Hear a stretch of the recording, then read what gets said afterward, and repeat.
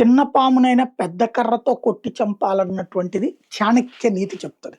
కానీ ప్రజాస్వామ్య యుగంలో అది సాధ్యం కాదనడానికి సాక్ష్యం 2 సంవత్సరాల పాటు ఎడతెరిపి లేకుండా రోడ్డు మీద కూర్చుని వంటలు చేస్తూ, తింటూ, తిరుగుతా, డాన్సులు చేస్తూ, ఎంజాయ్ చేస్తూ అదే ఉద్యమం పేరుతో రైతుల పేరిట జరిగినటువంటి ఉద్యమంలో ప్రభుత్వం ఏమీ చేయలేదు. చివరికి కొన్ని రోజులు పోయాక వాళ్ళకి ఫండింగ్ రావడం మానితే ఆటోమేటిక్‌గా వాళ్ళంతట వాళ్ళే దీక్ష విరమించారు. ఇప్పుడు ఢిల్లీలో జరుగుతున్నటువంటిది ఒక వ్యూహాత్మకమైనటువంటి ఎత్తుగడ.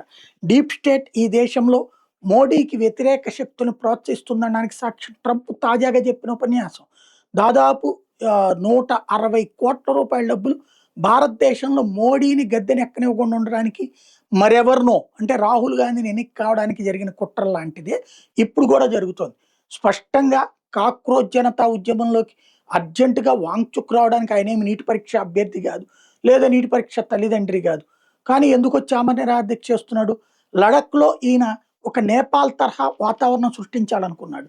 చివరికి ఈయన చేసిన దీక్ష తర్వాత ఘర్షణలు జరిగి 7 ప్రాణాలు కోల్పోయారు. అప్పుడు ఈయన మీద కేసు ఉంది. ఇప్పుడు ఆ కేసు కోర్టుకు వస్తున్న దశలో నేను నిరంతర పోరాట యోధుడినే తప్ప ఉద్రిక్తతలు రెచ్చగొట్టడానికి చేయలేదు అని చెప్పడం కోసం ఇప్పుడు వచ్చి వీళ్ళ నిరాహార దీక్షల్లో కూర్చున్నాడు.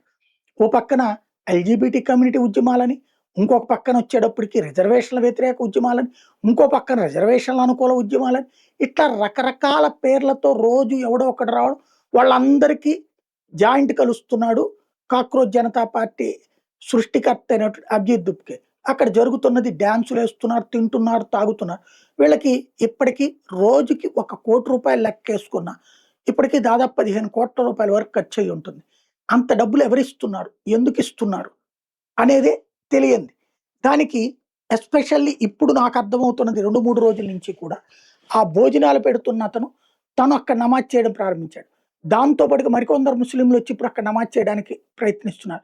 అలాగే మరికొంతమంది ముస్లింలు వచ్చేటప్పటికి భారతదేశంలో ముస్లింల పట్ల వివక్ష అన్న పేరుతో ఉద్యమానికి రెడీ అయితే వాళ్ళకి సంఘీభావం ప్రకటించాడు ఇక్కడ. అంటే క్రమంగా దీన్ని ఒక మత వ్యతిరేక ఉద్యమం కిందకి తీసుకెళ్లే ప్రయత్నం చేస్తున్నారు. తద్వారా అభిజిత్ దుక్కేని ముందు పెట్టి దీని వెనకాల ఇస్లామిక్ రాడికల్ శక్తులు మొన్నటిదాకా ఆయుధాలతో సాధించలేనిది ఇప్పుడు ఉద్యమాలతో రచ్చ చేయడానికి రెడీ అవుతున్నారు.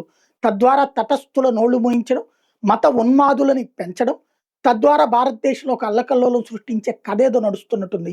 ప్రతి ఊళ్ళో ఎలర్ట్ కావాలి, ప్రతి సందులో ఎలర్ట్ కావాలి. రాడికల్ ఇస్లామిక్ గ్రూపులు, లేదంటే టెర్రరిజాన్ని సమర్థించేవాళ్ళు, లేదంటే హిందుత్వాన్ని ద్వేషించేవాళ్ళు, లేదంటే జాతీయవాదాన్ని తప్పుబట్టేవాళ్ళు, లేదంటే భారతదేశం గురించి తప్పుగా మాట్లాడేవాళ్ళు, వందే మాతరం జనగణనల్ని అవమానించే వాళ్ళ పట్ల అలర్ట్‌గా ఉండండి. వీళ్ళు ఈ మధ్యకాలంలో ఏం కార్యకలాపాలు చేస్తున్నారు చూడండి. ఏమన్నా తేడా కనబడుతుంటే, అలాగే మన ప్రాంతాలలో అసాంఘిక శక్తులు లేదా కొత్త ముఖాలు కొత్తగా ఏమన్నా కనబడుతుంటే తక్షణం పోలీసులు సమాచారం ఇవ్వాల్సిన సందర్భం ఇది.